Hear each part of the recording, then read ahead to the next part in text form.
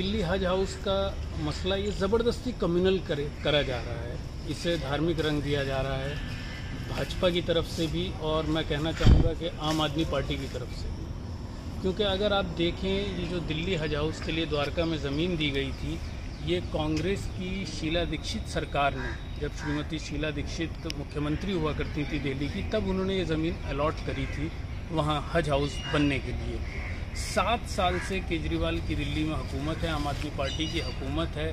अगर ये ईमानदाराना सोच रखते, इनकी नीयत साफ़ होती हज हाउस बनाने के लिए, तो ये वहाँ हज हाउस अब तक बना चुके होते। लेकिन इनकी नीयत में खोट है, इसीलिए इन्होंने आज तक वहाँ हज हाउस नहीं बनाया। और जो फ़िरका परस्त ताकतें हैं, जो कम्युनल द्वेष फैलाना चाहती हैं, माहौल देश का ख़राब करना चाहती हैं, मुल्क का, उन्हें मौका दिया कि वो वहाँ पर इस तरह का माहौल पैदा करें, और इस तरह का माहौल वहाँ पर पैदा भी किया गया। कल वहाँ बीएचपी ने एक मीटिंग करी, भाजपा ने इस तरह की वहाँ पे प्रोपेगेंडा कर रहे हैं कि जैसे हज हाउस खुल जाएगा तो पता नहीं क्या हो जाएगा।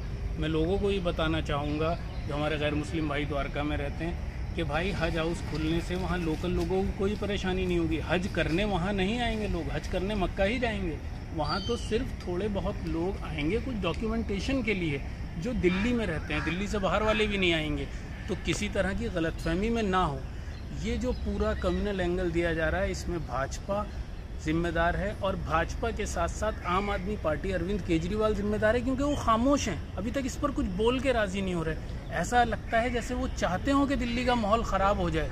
भाजपा और आम आदमी पार्टी एक सिक्के के 2 पहलू मालूम देते हैं कि एक जो है वो आग लगाने का काम करता है, और दूसरा जो है उस पर खामोशी इख्तियार कर लेता है, जिससे वो आग और भड़के।